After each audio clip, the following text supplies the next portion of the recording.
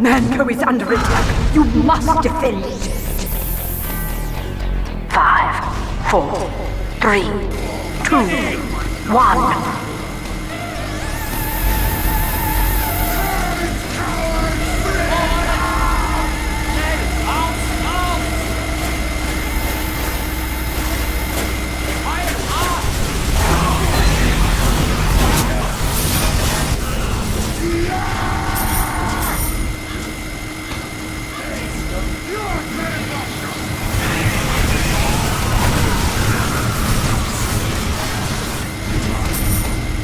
The spies are here!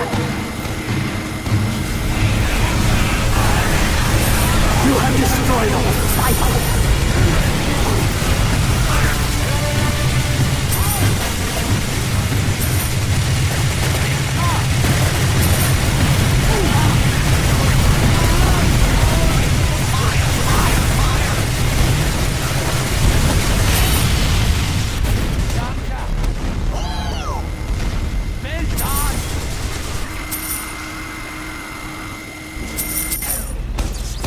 Alert!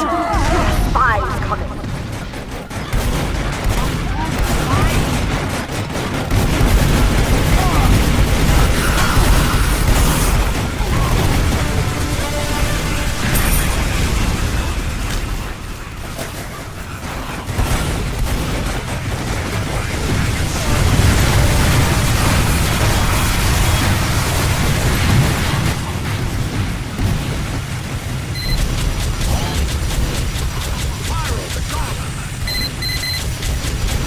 Alert! Stop them from deploying the bomb!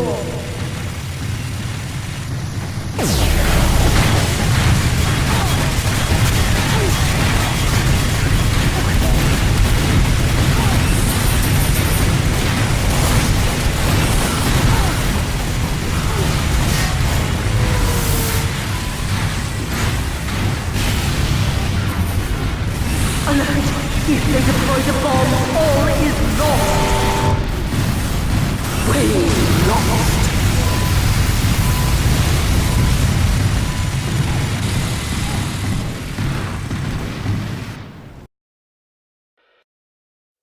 Obono. Y'all. I get the feeling Celeste was trying to send me some kind of racial tolerance message with the Mixo guards she gave me. The others chuckled heartily. The 6 of them were gathered together. Technically, in truth they were all separated by hundreds of miles, but it was easy to forget with Twilight's magic mirrors. They were each sprawled in front of their own double triptych of mirrors, relaxing as they chatted with their friends' reflections. It was almost like being in the same room with them. Well, there was that whole incident with the court, Rarity pointed out, almost apologetically. The fussy fashionista was wrapped in a towel, sprawled out on a massage bench while 2 mares, one lavender and pink, one pink and lavender, worked her wings and back over with a massage. You didn't exactly come off well during that. And, well, darling, you do come from something of an, insular background. Applejack bridled at the implied slur. Just because I got a farmer's accent, you think that means I'm some sort of racist? Who's paying the bigger now? Pa didn't get upset cause the Cora was a zebra. I was scared of her because she was doggone creepy. Even other zebras are jittery of her. Sides, I don't recall you all exactly covering yourselves in glory when Sakura first came a-callin'. Oh, calm down, Applejack, Rarity said, lifting the cucumber slice off one bite to glare at her friend. I'm just saying that you don't exactly come from a well-traveled background, and Celeste thought having a more mixed guard might help you adjust to exotic company. You do get on with them, don't you? Applejack settled down, mollified. Fair enough, I suppose. Yeah, we do seem to be hitting it off. Frankly, I'm more at ease with them than with them chambermaids and whatnot. Twilight suddenly looked curious. What was it about Zakora making other zebras jittery? Applejack chuckled and told her about Almary and his little revelation about Zakora's social niche. Twilight tagged her chin and hummed, intrigued. Fascinating. Zecora never mentioned it, but I guess it would explain why she wasn't terribly put out by ponies being skittish around her. She's probably used to it. She shook her head. Surprising, though. I had no idea we had any zebras at all in the guard. How would you know? Pinky asked innocently. She was sprawled on her belly in front of her mirror, munching her way through an enormous tub of popcorn and, for some reason, was wearing a pair of cardboard 3D glasses. What do you mean? Fluttered, she asked. Well, they all wear those magic armors that change their colors, right? Pinky said. So they all look white or gray. So if you can't see their stripes, how would you know? Twilight blinked. She has a point. Pinky tapped her chin in thought. Hey Twilight, if a zebra doesn't have any stripes, is it still a zebra? And there it went, Twilight said, deadpan. The others giggled. So how are the rest of you getting on with your staff and guard? Oh, fabulously, darling, fabulously, Rarity said. Oh, allow me to introduce my two ladies in waiting. She gestured to the two Massoud's ponies. They look like Shallow and Lotus, Flutter, she said, surprised. No, dear, though I did make the offer to them, Rarity said. These are Lavender and Rosemary, Shallow and Lotus cousins. She smiled knowingly. Twins run in the family. Figures. Rarity can't go to the spot. She brings the spot with her, Rainbow Dash quipped. Rarity pouted at the others' snickers. I'll have you know that I provide spot services to all the ponies on my staff, she said. Not just myself. Not that I don't deserve it. All of them. Your guards are going to be the most pampered ponies on the planet, Twilight chuckled. But of course, darling. Rarity lifted a cucumber to give Twilight a knowing look. You treat your staff well, your staff treats you well. And they most certainly earn their keep. Why, just their service modeling my fabulous new dresses makes them worth their weight in gold. Though I do have to make modifications to them for their personal use, she mused.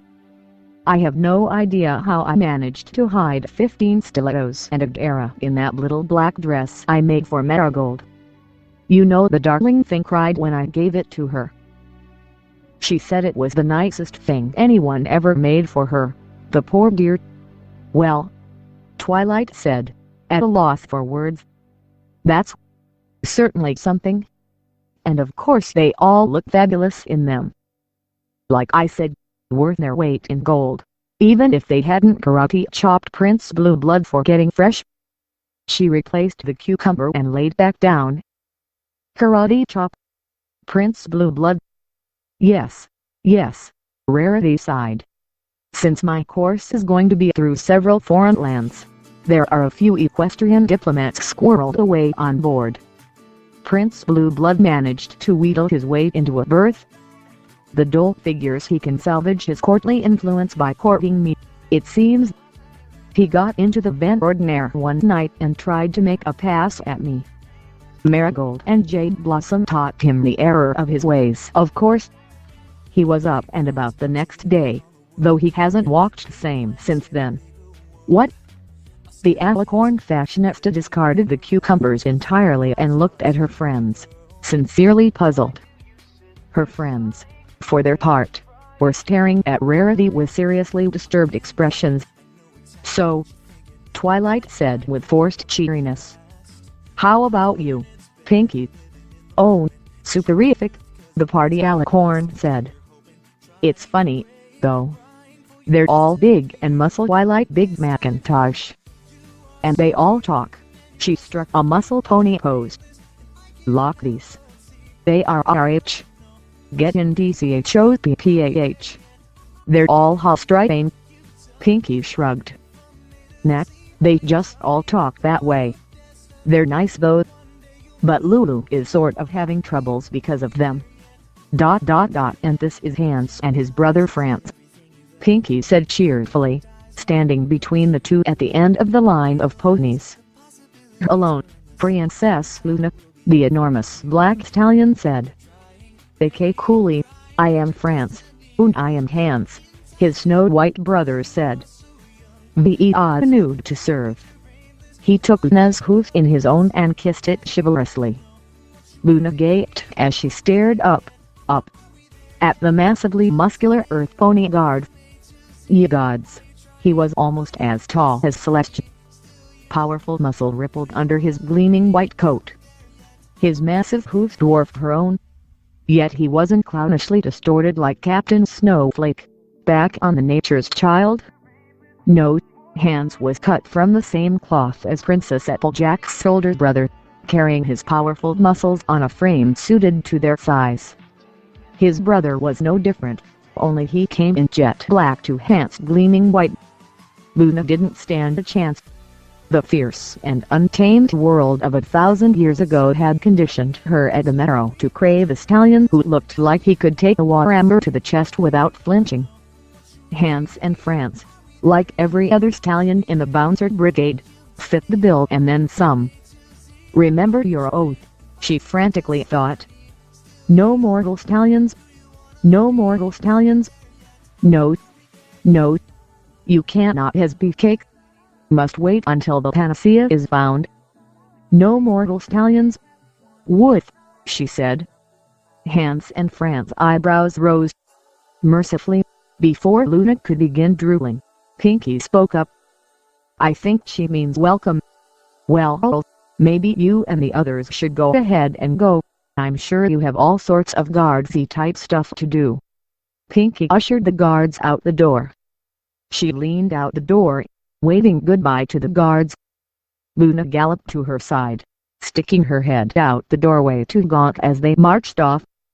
Pinky looked up at her mentor. "Well, what do ya think?" Luna whimpered faintly. "An entire ship full of rugged, muscular stallions, hooves picked by Celeste for their possibly years-long mission. I think my sister is evil, evil, evil," she said. And then she sort of started crying and ran off and had 3 cold showers and 2 tubs of double fudge triple. Pinky finished, her eyes alarmingly sober. Not the ice cream, just the ripple. The dessert chef was really mad. "So the poor dear," Rarity said sympathetically, between gales of laughter. "Would that we all had such troubles." "It sounds like Celeste's trying to pressure her into giving up that no mortals dating policy of hers," Twilight said. "Oh, Celeste," she sighed, shaking her head. She would have said more, but some part of her had to agree with Celeste's motives. "She'll be fine," Pinky piped. "She probably just needs to regain her composure." "How about you, Fluttershy? Anything to report?" "Oh, no," Fluttershy said, smiling. "Everything is going fine. My guards are all sweethearts. And so good with the animals. Oh, there was that little accident with Bishy sparring practice, but nobody was seriously hurt and the ship's dentist says that he can fix up the guard bunny's teeth good as new." "Wait. What?" A brief but painful description of Orange Ruffy's learning experience soon had the girls rolling on the floor. Even Fluttershy couldn't help giggling at the memory of the guard's utterly stunned face when he'd regained consciousness and realized what had happened. In the midst of the merriment, Fluttershy noticed that Rainbow Dash's laughter seemed strained. "Is something wrong, Rainbow Dash?" "Oh, not really," Dash said. "Nothing I can't handle." "Really?" This drew Applejack's attention, as well as a raised eyebrow. She said. "Pull the other one, it has bells on." "What's up?" "Indeed, Rainbow dear," Rarity said. "One doesn't need to be the alicorn of honesty to see that something is eating that you can't tell us, we're your friends," Pinky said. Rainbow hesitated, biting her lip. "It's really nothing, it's just, well, the Wonderbolts have been kinda, I don't know, stiff. All cold and formal and stuff around me. I don't know, I just get this vibe off them that She let her voice drop. That they don't respect me. Or even like me. Well, why ever would they not? Rarity said. She wasn't oblivious to her friend's rougher edges. But if there was any group of ponies the Pegasus, well, former Pegasus, Rarity corrected herself mentally, like Rainbow Dash should fit in with, a bunch of daredevils like the Wonderbolts would be that group, she should think. They're probably just still uncertain about how to act around you, Dash, Twilight said, trying to be reassuring. I mean, new princess and all. They're probably just trying to get used to you. You think that's it? Dash said uncertainly. Absolutely, Twilight said, smiling confidently. I'm sure that after you fly together at Cloudstall tomorrow and they have a feel of what sort of pony you are, you and they will get along fine. I hope you're right, Rainbow Dash muttered. And maybe, Applejack said, just maybe you're seeing more than is there. I mean, Sugar Cute, maybe you're just feeling a little guilty about jumping ahead of him. I mean, one day you're a cadet at their flight camp, the next day you're wearing a crown and giving them orders. Yeah, there is that, Rainbow Dash murmured. I've kinda been trying to avoid thinking about all that. If I let myself, then it gets all weird. And that's no good either. Aw, don't worry, Rainbow Dash, Pinkie said. Everything's going to be perfectly fine. She leaned through the mirror and gave Rainbow Dash a quick hug before settling back in her seat. The others gawked. Nerk, Twilight managed to say. Pinkie sat back down on her cushion in her own ship. Rainbow Dash carefully tacked on the mirror. Yup. Solid. We're going to have to get used to this sort of thing, aren't we? She said. Pinkie, how long have you been able to do that? Rarity said faintly. About 5 seconds, Pinkie said. Please, just don't do it again, okay? Twilight begged, rubbing her temples with her hooves. Pinkie looked at the mirror, head cocked at an angle. Hey, it's okay, TWLY, she said. It won't happen again. The maybe not has turned orange, so I can't do it anyway. Twilight's mouth opened and closed a couple of times, but she made no sound. Okay, she said finally. Fine, great. She shook her head. Anyway, Rainbow, don't worry. It's just a matter of adjustment. We've all got a lot to get used to. She waked her hooves, indicating Pinkie Pie. Case in point. Rainbow Dash gave a hesitant laugh. Okay. Yeah. You're probably right. I'm sure it will work out. I hope, she added silently. And what about you, Chewie? Applejack said. You getting along well with your bunch? To the other's surprise, the purple alicorn blushed. Yes, of course, she said, clearing her throat. The servants are all very professional, and I have 4 maid servants who help me with all the personal preparations. I'll be meeting with the staff of scholars I picked when we arrive in Manhattan tomorrow, but they seem nice enough. And your guard? Are very professional, Twilight evaded. Their captain is Flash Sentry. What's he like? Pinkie asked innocently. Twilight turned very red but said nothing. Go home, ho home, Rarity crowed. Our little Twilight's all grown up now. She discovered boys. Twilight could do nothing but buried her flaming face in her cushion as her friends squealed in glee. She surfaced for air as the teasing and giggles died down. It's not like that, she insisted with great dignity. A chorus stutter answered her. She buried her face again. Is he nice? Is he cute? This to every pony's surprise came from Fluttershy. There was a pause. Yes, came Twilight's muffled reply. She raised her head. Okay, yes. He's cute. A smile dimpled her cheeks. He's very handsome, actually. And very smart, According to his dossier, he's a graduate of Wing Point. But, Rarity said, I can't see why that attracts you. And not just book smart, either, Twilight went on. He got promoted to captain due to his fast thinking, some heroic action in the Crystal Empire thwarting some would-be spy or saboteurs. This seemed to impress the others considerably. I haven't had much time to talk with him, but he seems very charming. She clip-clocked her four hooves together, beaming. We are going to work so well together.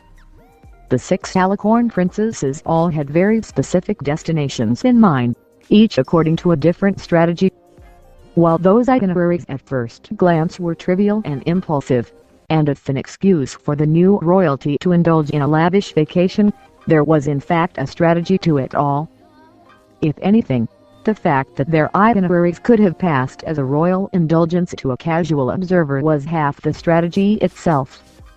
They were stalking a very timid and skittish quarry, after all, and disguising their intent till the last second was vital. They had the Alicorn detection spell, but that spell was very limited. It would see through any disguise, pierce any veiling, but it would only indicate the general presence of a hidden Alicorn or nascent Alicorn within a mile or so, and it was only useful to indicate actual direction within a few hundred feet. Pinkie Pie and Rainbow Dash had hit on rather similar solutions. There were a lot of ponies to sort through just to find one Alicorn or one potential, so they were going to go out and meet a lot of ponies. Rainbow Dash's Wonderbolt tour was, in her eyes, a stroke of brilliance. Ponies of every tribe gathered by the thousands to watch a Wonderbolt show. She would be able to sweep crowds of tens of thousands with the Detecto spell at every show as she and the others flew overhead. Cloudstall was her first stop, and the testing ground for her theories. Pinkie Pie's plan, while more festive, meant the same thing. She and Luna going to his Matadai Grass Carnival, the New Year's party at Manhattan. Every big celebration on the equestrian calendar and every little one in between, scanning the teeming crowds for the elusive nascents even as they partied down. For that matter, if history was anything to go by, she was going to be at the center of the party the moment she arrived. Applejack and Fluttershy, however, were operating under a different assumption. They were of the opinion that Alicorns and Nascents would be reclusive, much as Celeste and Luna had been when they first manifested. Applejack was of the mind that an Alicorn would retreat to a more rural setting, where ties were close and privacy was a must. And let's be fair, where there ain't likely to be too many unicorn eggheads to spot them, she'd admitted. Her trail took her to the small towns, farming communities and hometown harvest festivals. Her first stop was Cherry Jubilee at Dodge Junction. Fluttershy on the other hand felt that they would be even more reclusive, hiding out in the wilderness where few if any ponies ventured. She intended to search the remote corners of the world, nature preserves and national parks and places known for their isolation and paradise-like beauty, and for rumors and ghost stories about strange ponies who lived therein. Winsome Falls and the Unicorn Range were her first stop, followed by Hollow Shades. She would allegedly be visiting with the park rangers, and attending the Full Scouts Jamboree, but would be spending a fair amount of time exploring the hills and forests for sign of the Alicorn's hidden kin. If Fluttershy was going about her part of the search following her own biases, Rarity could be forgiven for engaging in a little projection herself. The fashionistas' argument was that any pony who had become, de facto, immortal would eventually seek out the finer things in life: fine art, fine dining, fine clothing. After all, after a few centuries one would tend to accumulate considerable wealth and influence, she had argued. And what would be the point of that? To pile it up in a cave someplace? Ah, no offense, Spiky Wipey. No, I see an Alicorn becoming quite comfortable over time, perhaps as an eccentric millionaire recluse. I can't hardly argue, Celeste had said with right amusement, seeing as I've lived in a palace for over a millennium. so it seemed that Rarity would be going the more traditional route for royalty, hobnobbing with high society and the newly rich, discreetly searching for those who perhaps had a bit more to hide than mere indiscretions or family scandals. She had chosen New Orleans, famous for its gentrified upper class, as the first leg of her tour, to be followed by Mary's, France, the city of lights, the epicenter of world high fashion, and Applewood, the playground of the rich and famous, actors and movie makers. As for Twilight, she was taking the more circuitous route to her goals. Rather than sweep the cities searching for alicorns or nascents, or searching the forests and hills for some hidden alicorn sanctuary, she was, rather than sweep the cities searching for alicorns or nascents, or searching the forests and hills for some hidden alicorn sanctuary, she was instead touring the facilities of knowledge and learning scattered throughout Equestria, the universities, the museums, the research laboratories, and, not so coincidentally, touching base with the various ponies scattered throughout who were conducting research at Celeste's behest into alicornism and immortality. Even if their research was currently fruitless, she might learn something that would help. And wouldn't an ascended alicorn gravitate to such places, to learn to control their new powers, in an effort to understand their own condition? Her first port of call, therefore, was Manhattan, where she would be taking an exhaustive tour of the museums and scientific institutes that called the city home, including a small, unobtrusive hospital sitting on the very outskirts of the sprawling city, where certain types of obscure and abstract medical research were taking place.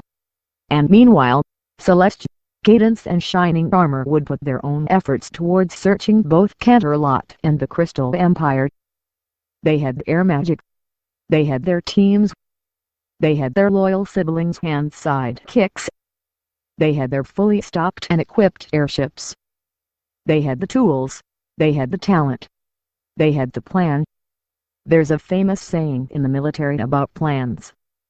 In this case, there wasn't even an enemy to encounter.